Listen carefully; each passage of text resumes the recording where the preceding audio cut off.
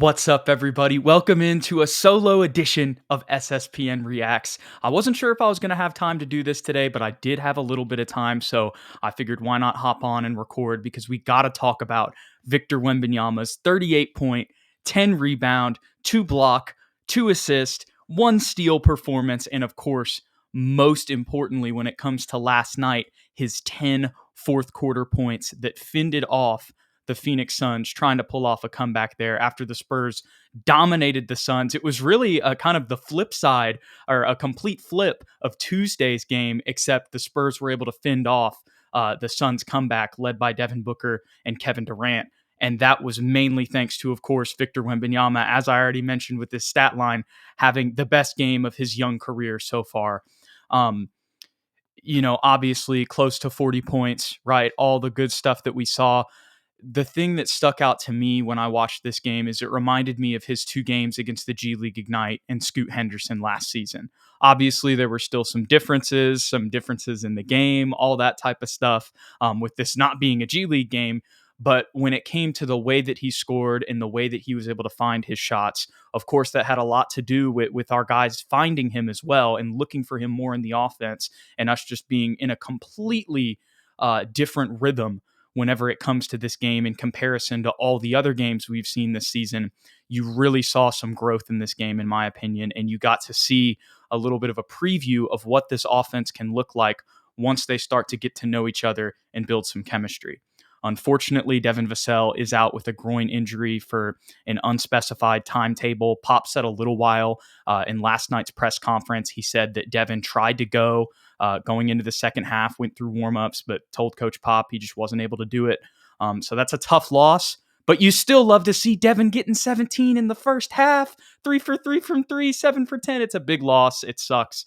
But man, that is just an example of how much our offense was hitting on all cylinders in that first half. That Devin nearly had 20 to start the game. And he didn't even play the entire second half. It's kind of funny too, because if you add up the point totals, despite, of course, Keldon having, a little bit of a slower night after carrying us on Tuesday, I thought he did a lot of good things, outside of that. He was definitely able to impact the game. You see the 7 boards, the 6 assists, a block, 2 steals. 2 assists late in that third quarter were specifically dishes to Wemby, and they were crucial, especially when you consider just kind of the way that the Suns were coming back at the end of the third quarter. But then also, once again, going back to Devin's injury, we had less experienced guys out there. So the fact that Keldon was able to make it a point to, okay, I'm going to look for Wemby in this situation, I really like to see that considering that Devin was out. Shetty, man, he hit some big shots. I saw a tweet today that said, I don't know if this makes sense, but Chetty Osman is one of the Spursiest players I've ever seen play for the Spurs, and he's only played 5 games. Man, I couldn't agree with that statement more. Me and Ethan have talked about him throughout this year so far, and we've been really happy with what we've seen. Trey Jones had a great game as well, 12 points, 10 assists, 5 boards. Took that big hit from Drew on the screen. I was really happy to see him come back. It looked like it might have been like a concussion there at first for a second, but Drew's just got that strong build, and he gave him a little bit of a shoulder there. So that was a rough one, but I was glad to see that Trey came back and was able to contribute because he was huge in the absence of Devin. He was somebody we needed out on the floor at the end of the game in his absence just to round things out. You could look at 3 for 8 shooting, but we know what Trey's role is. And when he first came in, you see those 5 rebounds, man. He was fighting for extra chances. He was tipping balls on both ends, on offense and defense, on the board. 6'1" Trey Jones when he came in the game. I love to see the effort from him. Me and Ethan were texting about it, and I was, we mentioned in our last stream that it feels like he's playing the Manu role. Dude, he embodied that so much in this game because he just came in and went hard, like just went at him, just like Manu. Obviously, their play styles are a little bit different. Manu's a 6'6" shooting guard. Trey's a traditional point guard. But when it comes to that mentality coming in that kind of 6th man role where you still end up finishing the game, I loved Trey's tenacity in the first half and throughout the game as well. But really in the first half, the way that he came in when we made our first subs, it was like, we didn't skip a beat whatsoever. It was like we just added another starter in that was another element to our rotations. That's why I kind of call it Manu-esque. Some other people we got to talk about, of course, our boy Jeremy. Continuing to improve on the point guard play. Only one turnover last night.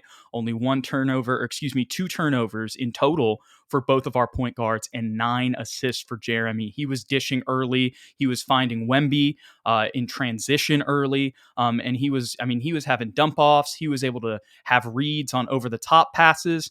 Obviously, there's still some things to work on, but you're seeing the growth. Had an efficient scoring night as well, too. And a lot of those misses, where I love Jeremy, but sometimes he's just forcing it a little bit too much, I feel like, on offense. And I understand that a little bit more in the second half because of Devin's absence. But like when you see at the beginning of the game, him coming off that pick and roll right at the free throw line and just pulling up like a little easy mid-range jumper wide open, like take those shots, but you don't have to every time you get super into the post. You don't have to shoot a post fadeaway. I know you have the ability, but you just don't have to force it every time. That's my only criticism of Jeremy, but really I don't have too many criticisms, especially with how he's continuing to progress in his role, and also how late in the game we saw our boy Trey Jones, love him to death. He's only 6'1". There's only so much he can do sometimes against Devin Booker. He was getting taken advantage of, and then they put Sohan on him, and he got Sohan a couple times. They were talking back and forth, but down the stretch, he kind of took him out of the game a little bit and really did a good job defensively on Devin Booker to end the game. And that was huge as well because we started out with Keldon on Devin Booker to start the game. He did a good job early as well. Obviously, these guys are going to get got sometimes by Devin Booker. He still ended up having 31 and 13.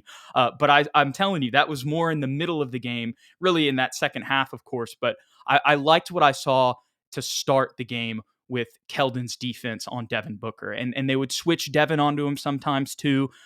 So the fact that, like I said, with Devin's injury, they kind of had to switch to Sohan with the rotations they had, I was very happy with his performance down the stretch guarding Devin Booker. Got to give him some credit there. But of course, I don't, and of course, I don't want to, what's the word? I don't want to diminish what the other guys did tonight, but I could sit here and talk about all these guys, and there were a lot of good things that we saw, but the bottom line is Victor Wembanyama, because if he doesn't play like he's been playing in the fourth quarter, there's a lot of games that we're not in this season, obviously aside from the Clippers game, because that was just a complete blowout, but without him doing what he did last night, I mean, he was the 10 fourth quarter points. He was, and mainly kind of in those last 5 minutes of the game, and at a crucial time when the Suns came back and tied it. This is why there's all the hype. This is why he was the unanimous number one pick. And this is why the Spurs picked him there, So this is just a taste of one of these first Wemby signature performances, I guess you could say. But there are 2 more guys that I want to shout out before we end this game. First, I'll go off the bench. Our man, Doug McDermott. Nothing crazy, only 16 minutes, kind of had to come in, wasn't really coming in before Devin got hurt. But those 2 threes he had, I know it's only 6 points. Those were crucial. We were really struggling on offense. That was during the Suns' kind of comeback into the game, if you will. So the fact that he hit those, they were kind of out of rhythm. We were out of rhythm on offense overall, but it doesn't matter. He made those shots, and that's why you have Doug McDermott on the team. And then lastly, we got to talk about our boy Zach. My boy Zach, he's been getting a lot of hate lately. I get it. I understand, There's been some times where he's been beat a little bit in the post. Me and Ethan have talked about it. His interior presence, we'd like to see a little bit more, but I think he did a pretty darn good job last night. Probably his best game of the season. Quietly had 19, 8, and 4. Was able to distribute a little bit. 3 for 3 from 3, 2 for 2 from the line. And I mean, almost 20 and 10, man.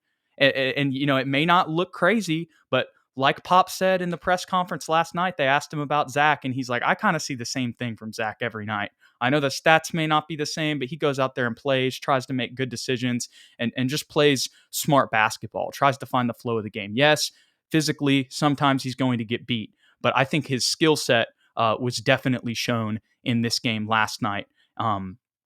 And it was crucial. Those 20 points are crucial, especially when you consider Devin Vassell being out for the entirety of the second half. So that's really all I got on this one. I appreciate you guys coming and hanging out for this little short SSPN Reacts. Me and Ethan will be back Sunday and Monday to do some post games. It's going to be a little bit of a different setup. I'm going to be out of town, but we will be here doing those post games on Sunday, Monday, and Wednesday of next week. So we appreciate you guys. If you enjoyed the content, don't forget to hit that like and that subscribe button below. And if you want to stay updated with everything SSPN and the Spurs throughout the season, be sure to follow us on Twitter at SSPN on YT, at Jude McLaren, and at Ethan_Quintero.